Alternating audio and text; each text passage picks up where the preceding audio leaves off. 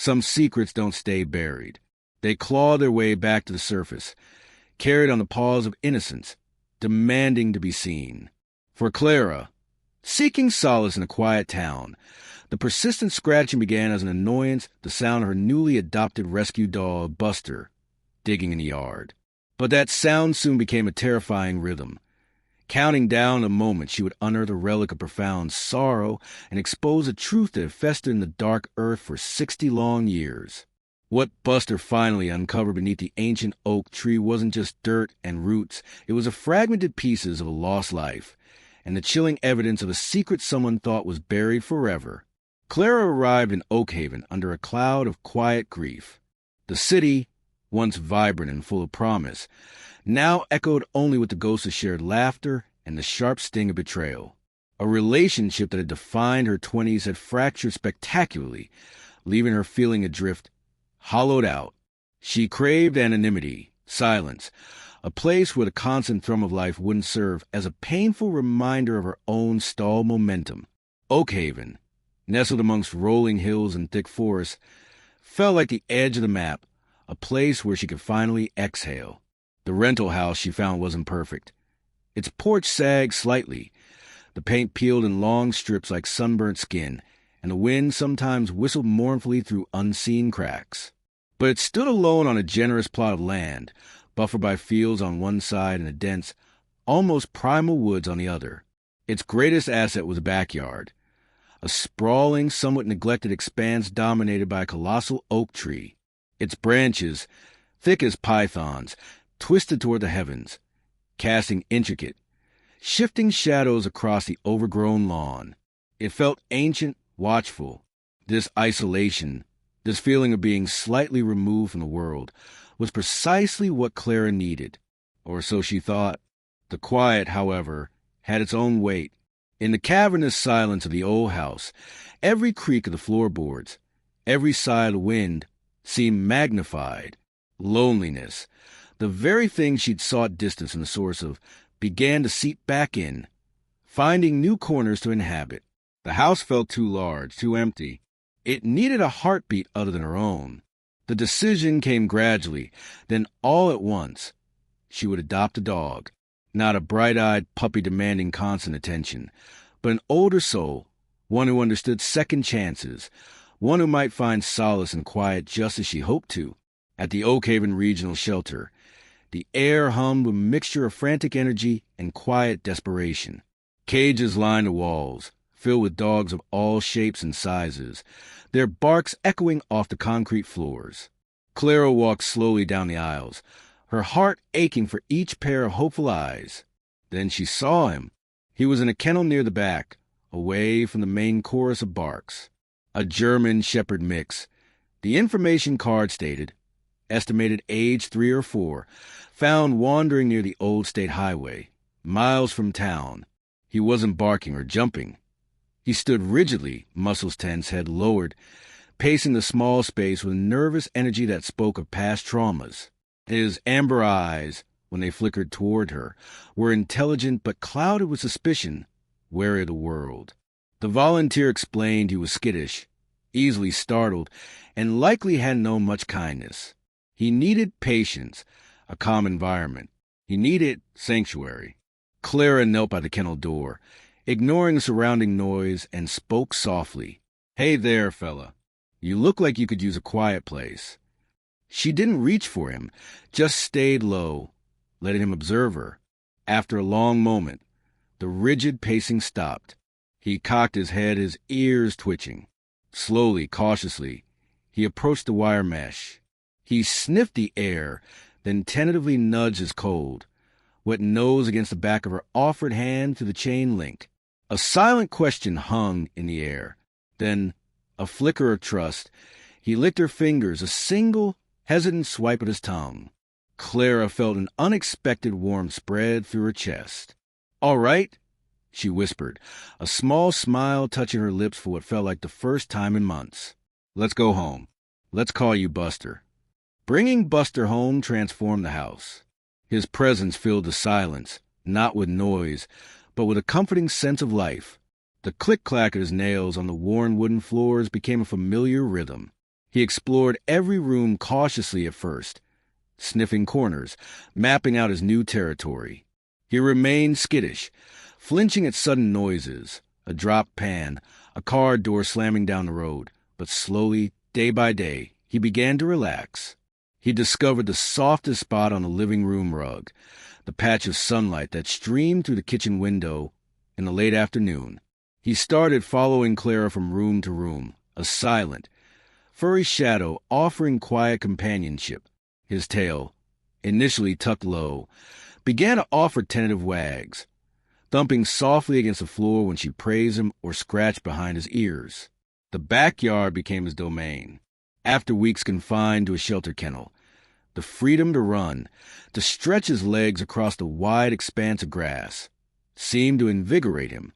He'd bound across the lawn, chasing squirrels that chattered indignantly from the safety of the oak tree's branches. His ears perked, a glimmer of pure canine joy finally surfacing in his eyes. Clara watched him from the kitchen window, feeling a parallel sense of release within herself. Maybe this move, this dog, this quiet life, was exactly the healing she needed.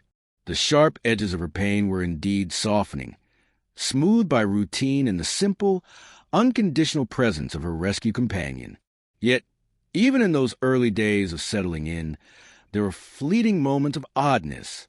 Sometimes, particularly near the back fence where the woods pressed close, encroaching on the cleared yard, Buster would freeze mid-stride.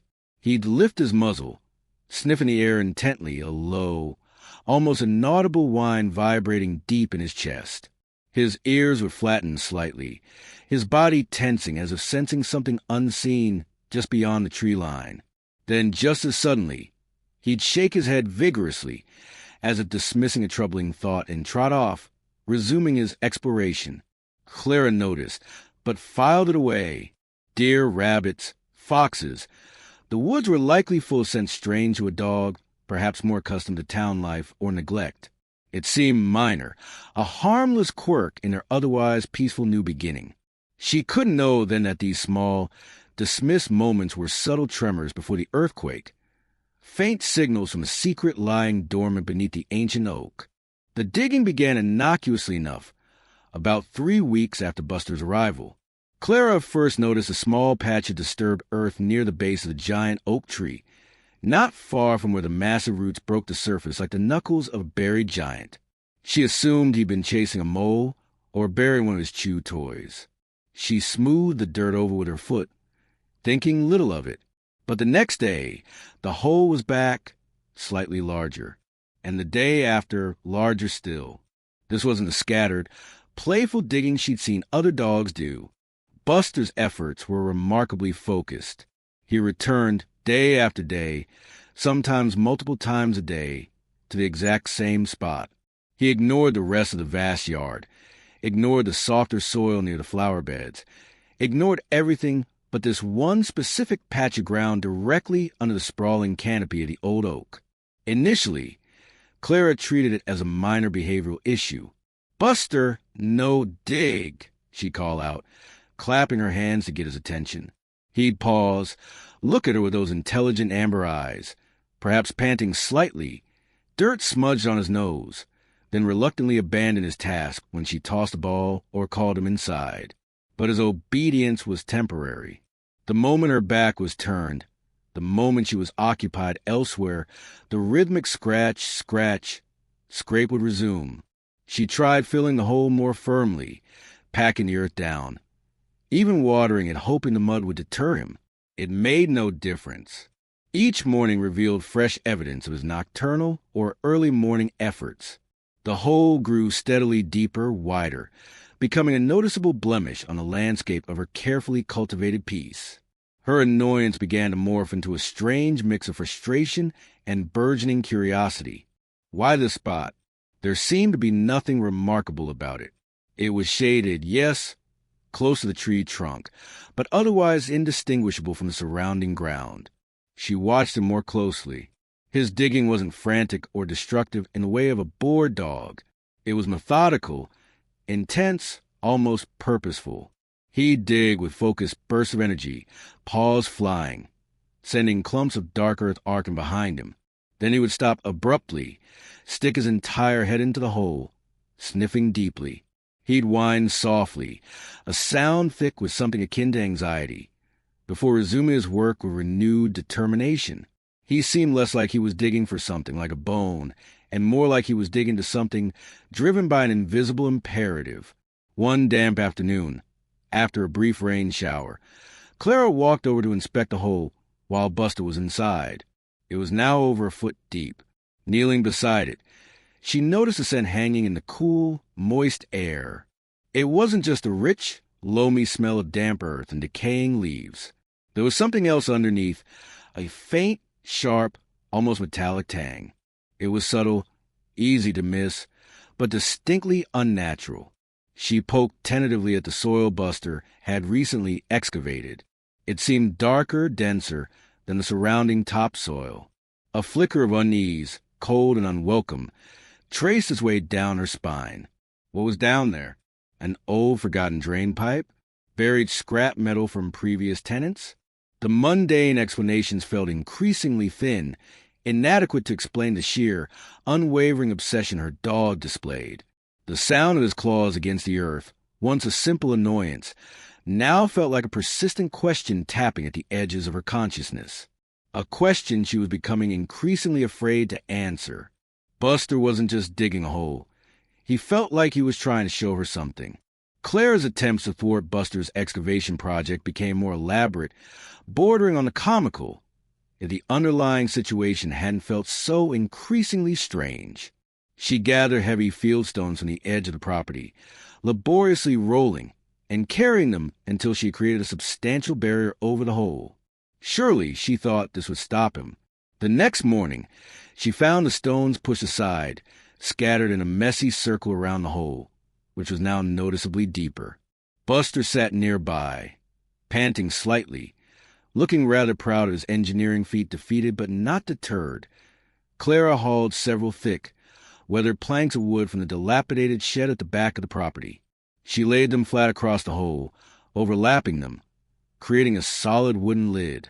That afternoon, she watched from the window as Buster approached the planks. He sniffed around the edges, whined in frustration, then began gnawing determinately at one corner. When chewing proved too slow, he started digging around the planks, excavating the soil beside them, undermining their foundation until he could wedge his strong muzzle underneath and lever them upwards just enough to access the earth beneath. His persistence was astonishing, almost unnerving. It transcended mere canine habit. It felt like a compulsion, a duty he couldn't shirk. The hole was now easily 2 feet deep, maybe more. The soil being unearthed was consistently darker, damper, and that faint metallic, slightly acrid smell clung to the air more persistently after each digging session, especially when the ground was wet.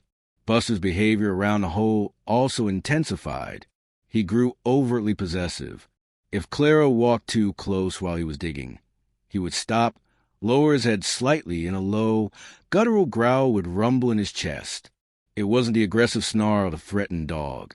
It felt more like a warning, a plea to let him continue his vital work undisturbed.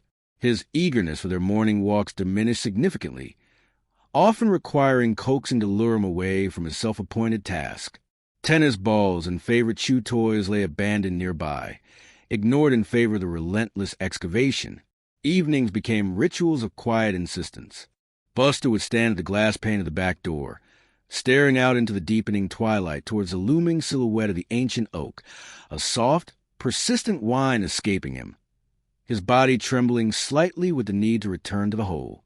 Clara's unease curdled into a palpable knot of anxiety in her stomach. This wasn't just peculiar. It felt fundamentally wrong. She found herself spending hours hunched over a laptop, typing increasingly specific search terms.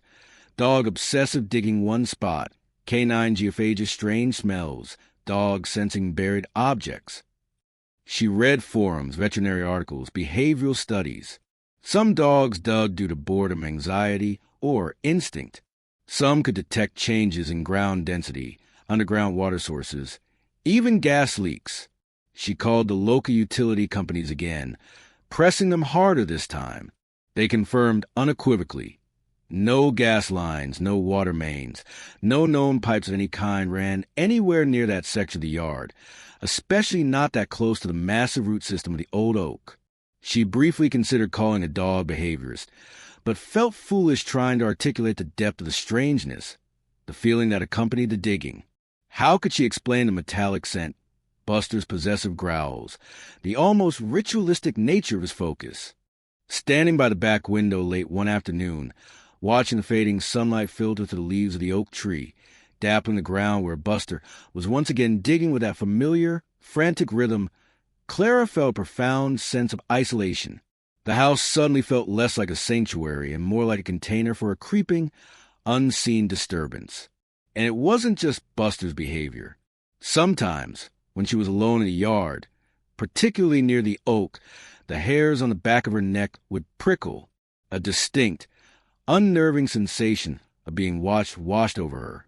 She'd spin around, scanning the fence line, the dense woods beyond, the windows of her own house. Nothing. No neighbors in sight, no movement in the undergrowth, just the whispering leaves, the immense, silent presence of the tree, and the ever-deepening hole.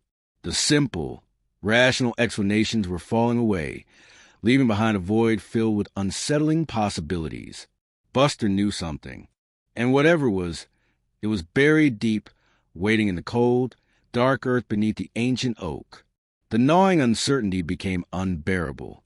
Clara couldn't sleep properly, the phantom sound of scratching claws echoing in the quiet house.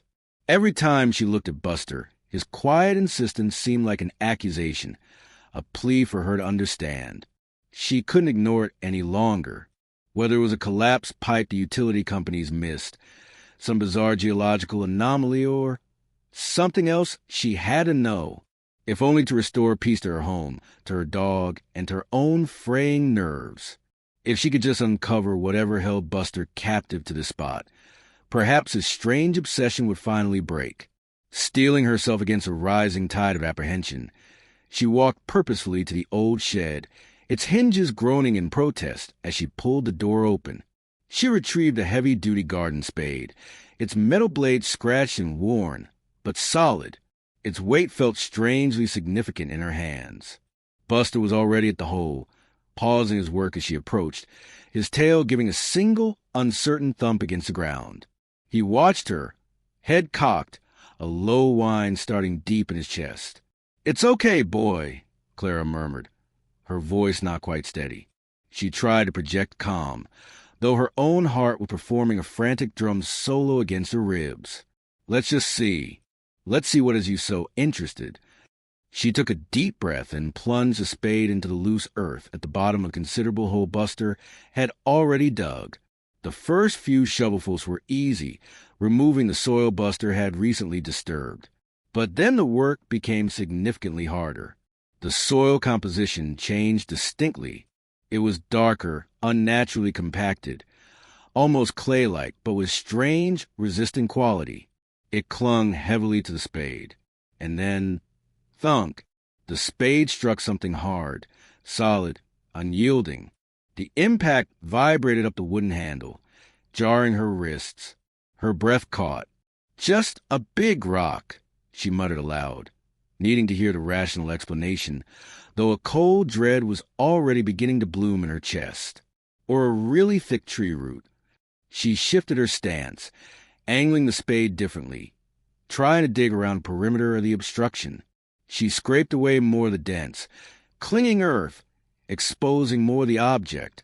It wasn't the rough, irregular shape of a buried stone. It wasn't the fibrous, twisting form of a root. It was smooth, flat. It had defined edges, corners. As more soil fell away under her careful scraping, she saw it was covered, wrapped in some kind of dark, coarse material. It looked like burlap or maybe heavy canvas, rotted through in places, stained nearly black by decades of subterranean dampness. A fine tremor started in her hands, unrelated to the physical exertion. This wasn't natural. This wasn't random debris. This felt intentional. Buster pressed closer now, no longer whining, but emitting short, anxious puffs of breath. He nudged the edge of the hole with his nose, his entire body quivering with a strange, agitated energy. The air around the hole felt suddenly colder, thicker, charged with a heavy, expectant silence. The faint metallic tang she'd smelled before seemed stronger now, rising from the disturbed earth. With painstaking care, Clara switched from the spade to a smaller hand trowel, then finally to her gloved hands, wanting to avoid damaging whatever this was. She gently pulled at the decaying fabric covering the object. It disintegrated under her touch, crumbling into damp fibers and releasing a stronger wave of that musty, earthy odor, now undeniably mingled with the sharp, coppery scent of old rust or something else. Beneath the rotted wrapping lay dark, stained wood, and bolted onto the wood, tarnished metal bands, green with corrosion. It was a box, a small, stout wooden chest, maybe 2 feet long and a foot wide, its surface deeply scarred and pitted by moisture and time. It looked incredibly old. As she finally worked it loose from the earth's stubborn grip, its unexpected weight surprised her. It felt far too heavy for its size. Fear, sharp and cold, wore with an overpowering, almost morbid curiosity. What secrets had been deliberately buried here, locked away in the damp darkness? And why had Buster, her gentle, traumatized rescue dog, been so relentlessly, inexplicably driven to bring it into the light? Standing there in the long shadows cast by the ancient oak, clutching the cold, heavy, mysterious box, Clara felt a terrifying certainty that she had just unearthed something that was never meant to be found. Clara carried the box into the house as if it were made of volatile explosives. It felt unnaturally cold, radiating a damp chill that seemed to penetrate her gloves. She placed it carefully on the sturdy pine kitchen table, the heavy thud echoing slightly in the quiet room. Buster shadowed her every step, his paws silent on the floorboards. He didn't jump or bark. He simply sat near the table, his body alert, his amber eyes fixed unblinkingly on the box. Occasionally, a low sigh escaped him, a sound filled with an odd mixture of completion and lingering tension. Clara stared at the box. The wood was warped and stained a deep, uneven brown-black. The metal bands holding it together were heavily rusted, flakes of orange-brown clinging to the dark wood. Moss and dried earth were caked into the grain and around the corroded fittings. It looked like something dredged from the bottom of a lake, or unearthed from a forgotten crypt.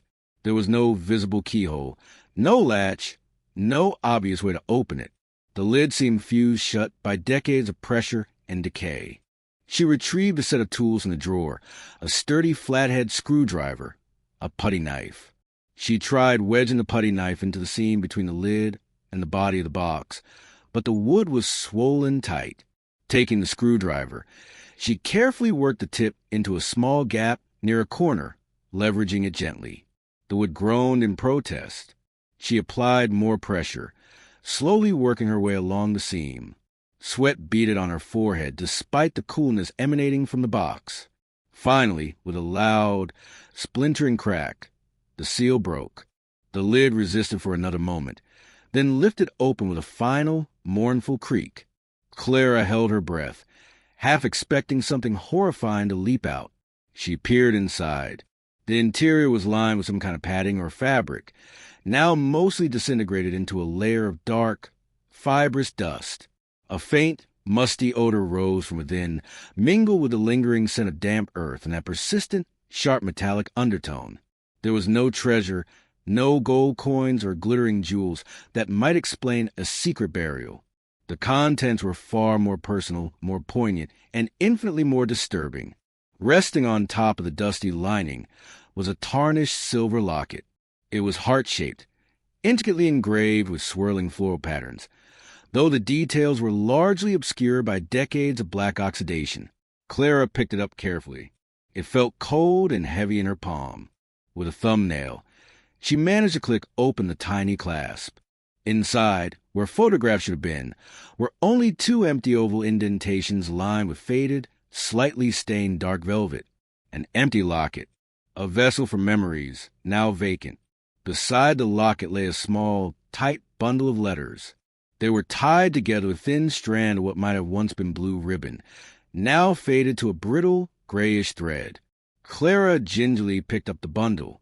The paper felt incredibly fragile, almost powdery to the touch, darkened and mottled with moisture stains that spread like old bruises.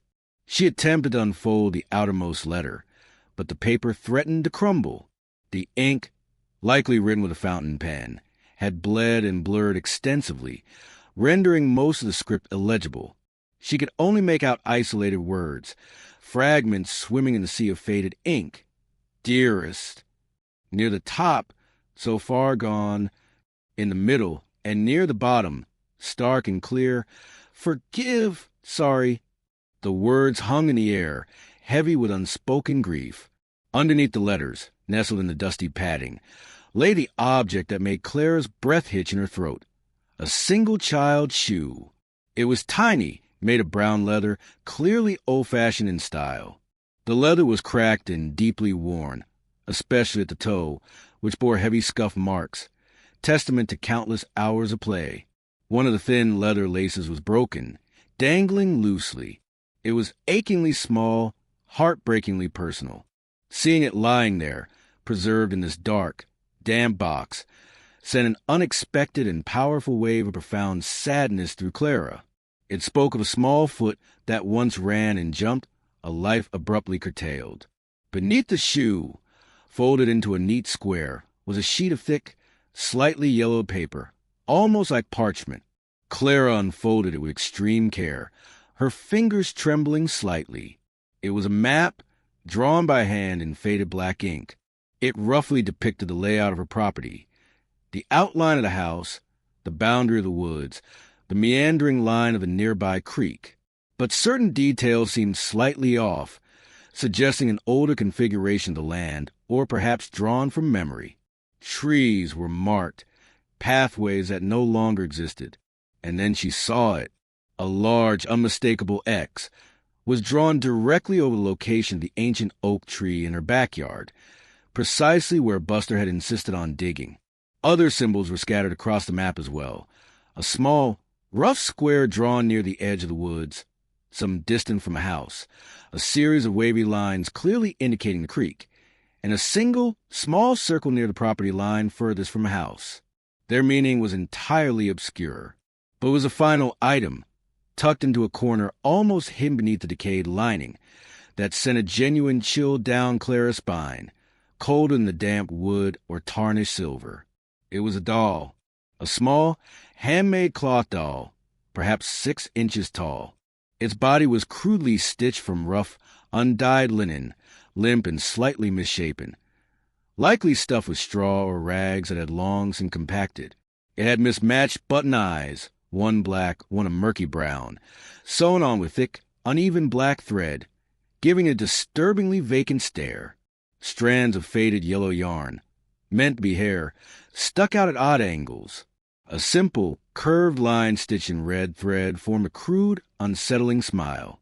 Unlike the other items, which showed significant decay, the doll seemed eerily well-preserved, almost untouched by the long years in the damp earth. There was something profoundly uncanny about its stillness, its blank button gaze, its fixed, stitched smile.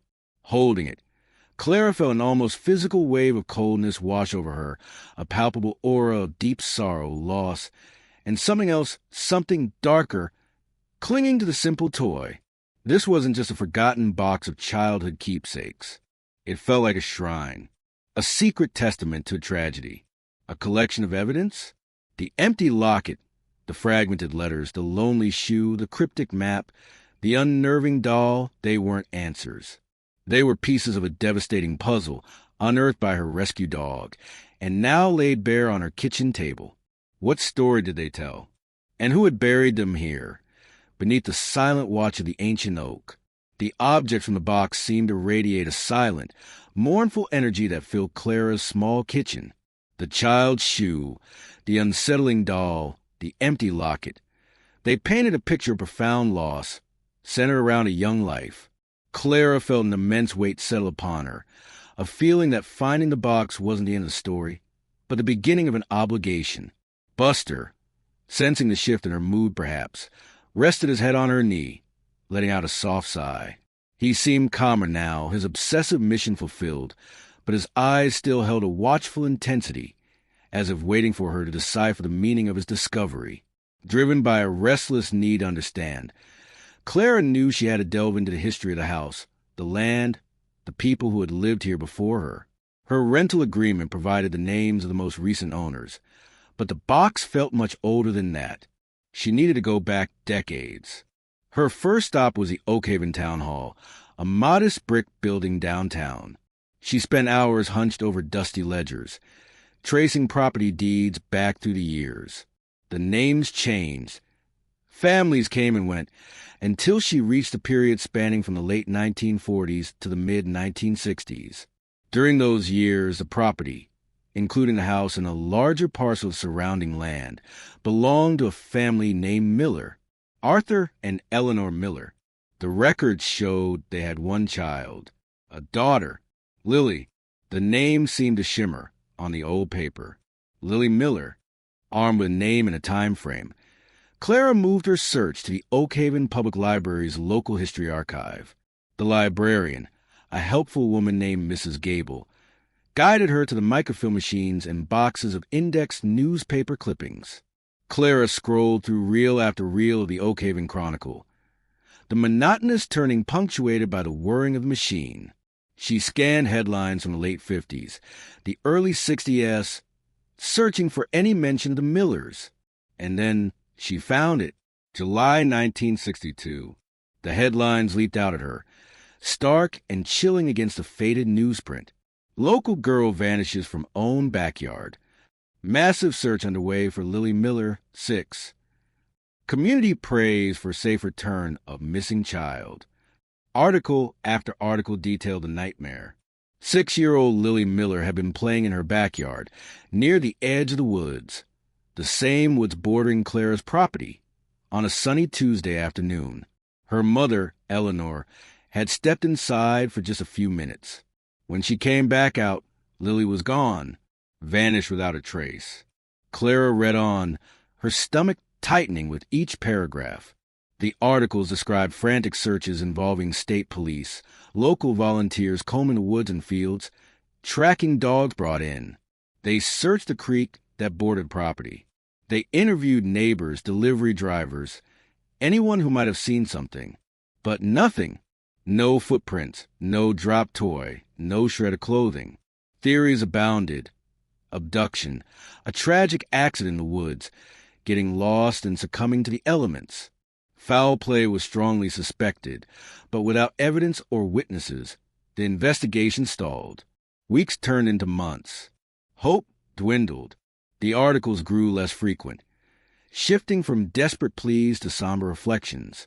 Lily Miller became one of Oakhaven's ghosts, a lingering tragedy whispered about for years. Arthur and Eleanor Miller, shattered by the loss and the crushing weight of unanswered questions, eventually sold a house and the land a few years later, moving away to escape the constant, painful reminders. Lily was never found. A cold sweat broke out on Clara's skin. She felt slightly nauseous. The box. It wasn't just connected to Lily, it was Lily's, or pieces of her life, deliberately buried. The tiny scuffed shoe, Lily's shoe. The empty locket, a gift, perhaps, now symbolizing her absence.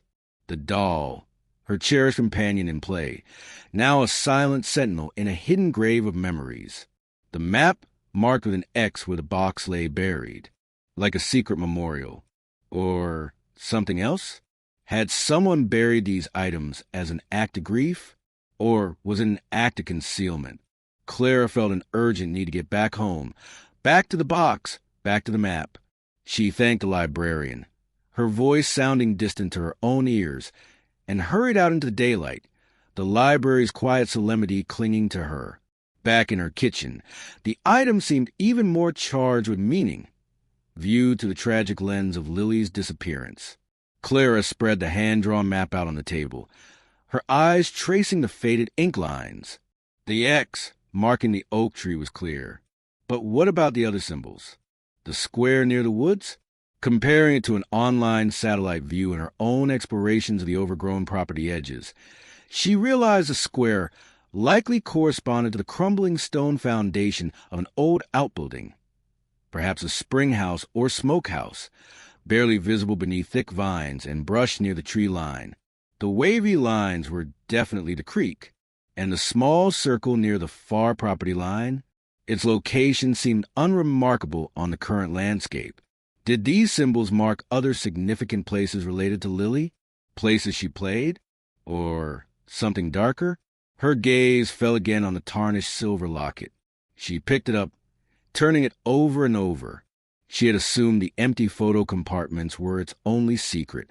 But as she ran her thumb over the intricate floral engraving, her finger brushed against a tiny, almost invisible ridge on the inside edge of one of the oval indentations, partially hidden beneath the frayed edge of the velvet lining. It felt like a catch. Her heart began to pound again. Using the fine point of the safety pin from her sewing kit, she carefully probed the tiny ridge. There was a faint click. A minuscule section of the locket's inner wall sprang open, revealing a hidden compartment no larger than her fingertip. It wasn't designed for another picture. It was a tiny, hollow space, clearly meant to conceal something small. And nestled inside, curled tightly, miraculously preserved from the dampness that had damaged the letters, was a tiny, rolled-up cylinder of photographic negative. Clara's hands trembled as she used tweezers to carefully extract the fragile negative. It was brittle, yellowed with age. Holding it up to the kitchen light, she could see faint shapes, contrasts of light and dark, but the image was too small, too indistinct to make out any details. This had to be important. Why else hide it so carefully within the locket, buried with Lily's other possessions? Finding a place that could still develop such old, fragile negatives took several calls and a drive to a specialty camera shop in the next county. The owner, an elderly man with ink-stained fingers, handled the negative with reverence, cautioning her that its age and condition might yield poor results. The wait for the print, only an hour, but it felt like an eternity, was agonizing. Clara paced a small shop, her mind racing with possibilities. What would the photo show? Finally, the owner emerged from the back room, carefully sliding a small, freshly developed photograph into a protective plastic sleeve. He handed it to Clara. "Managed to get something," he said quietly. "Grainy, but it's there." With shaking hands, Clara slid the photograph out. It was black and white, slightly blurred around the edges, clearly captured by an amateur photographer decades ago. But the subjects were clear enough. A little girl, perhaps 5 or 6 years old, stood smiling hesitantly at the camera. She had bright, intelligent eyes, and her hair was pulled back with ribbons. Even grainy, the resemblance to the newspaper photos was undeniable. It was Lily Miller. She was holding the hand of a man who stood beside her, slightly turned away from the camera. He was tall and lean, dressed in simple work pants and a plaid shirt, a billed cap pulled low, casting his face partly in shadow. But enough was visible, the set of his jaw, the shape of his nose. Clara felt a sickening lurch of recognition. She'd seen that face before, not in the Miller family photos, but in the background of other archival pictures at the library, photos documenting town events or construction projects from the early 1960s. She remembered the caption on one. Frank Harmon, described as a local handyman, sometimes doing odd jobs around town. He wasn't family. He was, essentially, a stranger. Yet here he was, holding Lily's hand, her expression not one of fear, but familiarity, perhaps even trust. Clara remembered the police reports mentioning Harmon. He had done some work for the Millers that summer. He'd been questioned briefly after Lily vanished, but provided an alibi, claimed he was working on a farm miles away that entire day. He had left Oak Haven not long after, fading from the narrative.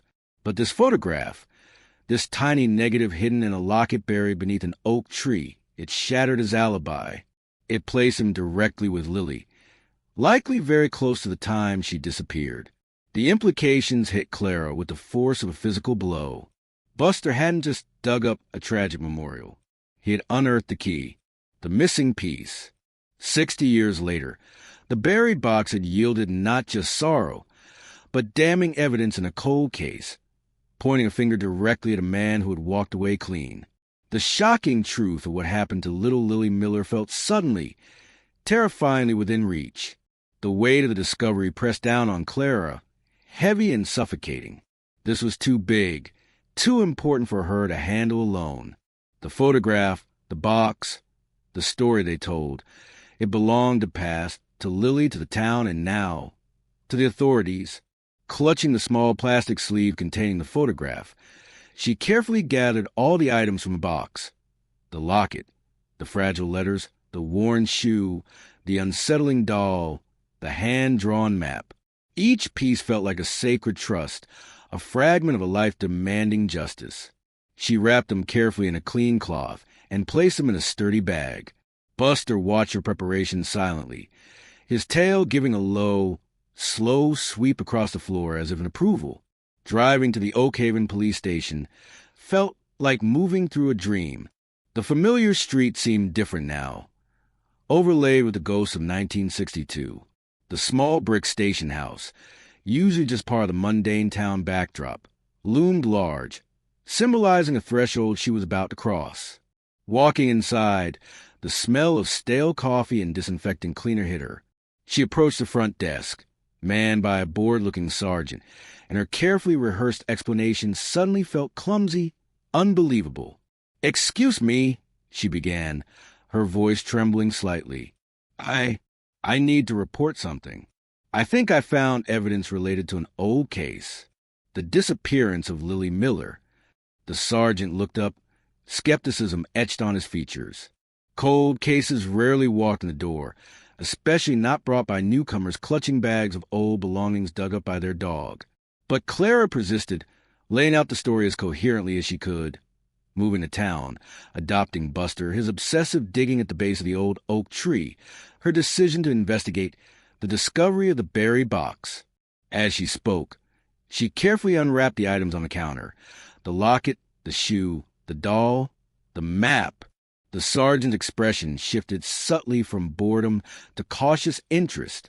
When Clara finally produced a photograph, sliding the plastic sleeve across the counter, the atmosphere changed entirely. He picked it up, studied the image of Lily and the man, Frank Harmon, his eyes narrowing. Without a word, he picked up his phone. "Yeah, Miller? You busy?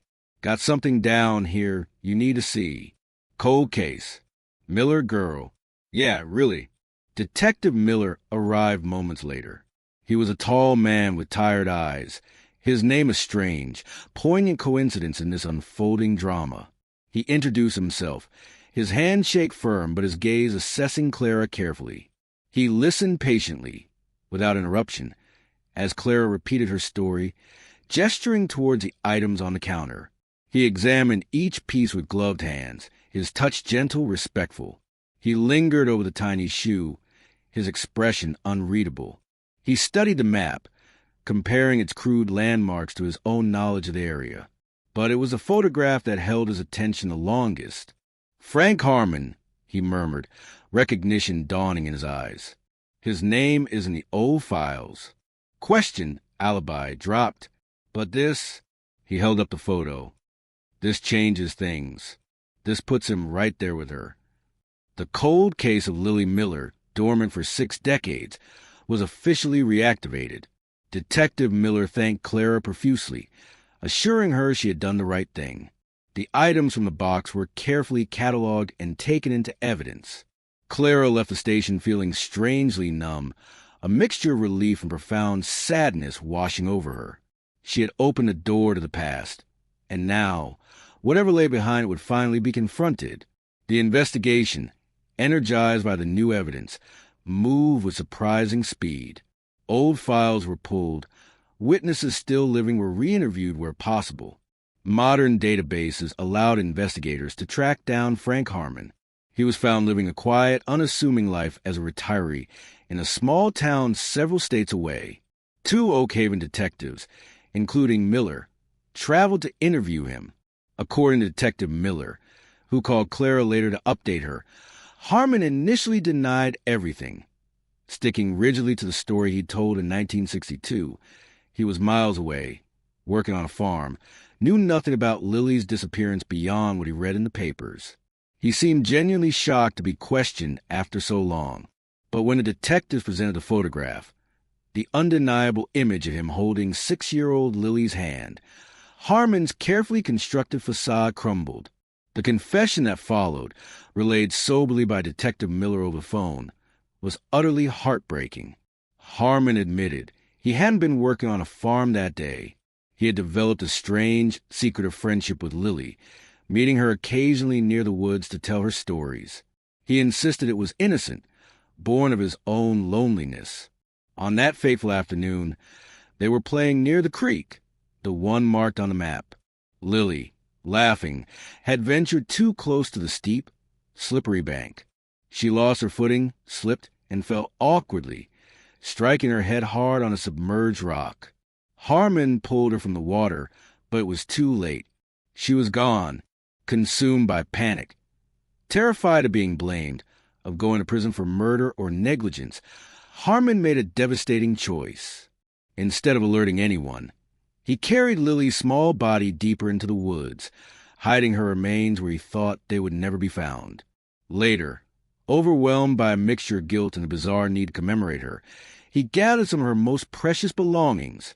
The locket he knew she cherished, her favorite doll, one of her shoes he found near where she fell, and buried them in the box beneath the oak tree, a place they had sometimes sat together.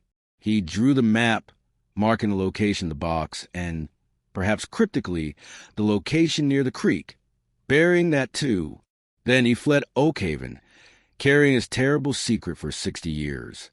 Guided by Harmon's tearful, detailed confession, and possibly correlating his directions with the symbols on the old map Clara had found, investigators finally located Lily Miller's skeletal remains in a shallow grave near the creek bank, not far from the old stone foundation marked on the map. After 6 long decades of uncertainty, Lily could finally be brought home, given a proper burial, her story finally given its tragic ending. The town of Oakhaven breathed a collective sigh of mingled grief and relief. The ghost that had haunted its periphery for so long was finally laid to rest. In the weeks that followed, a different kind of quiet settled over Clara's house and yard.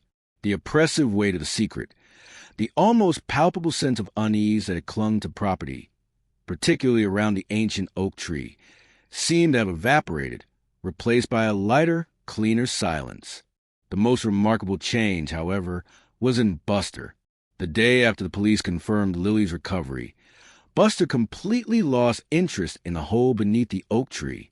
He sniffed at it once or twice, then turned away, as if his duty was finally discharged. He never dug there again. The frantic energy, the obsessive focus, vanished from his eyes. He became simply a dog, a calm, affectionate, devoted companion, content with chasing squirrels, napping in sunbeams, and resting his head on Clara's lap in the evenings. His transformation was as profound as it was inexplicable. Clara eventually filled in the hole, planting grass seed over disturbed earth. Sometimes she would stand near the oak tree, looking at the smooth patch of ground and wonder, how did this traumatized rescue dog, found miles away weeks after arriving, know exactly where to dig? Was it some lingering scent undetectable to humans, clinging to the soil after 60 years? Was it a sensitivity to the residual psychic imprint of intense grief and trauma concentrated in that spot? Or was it something stranger, something that defied rational explanation, a connection across time, an animal instinct aligning with a deep, unresolved injustice, compelling him to act until the secret was unearthed? She knew she would never have a definitive answer. Clara stayed in Oakhaven.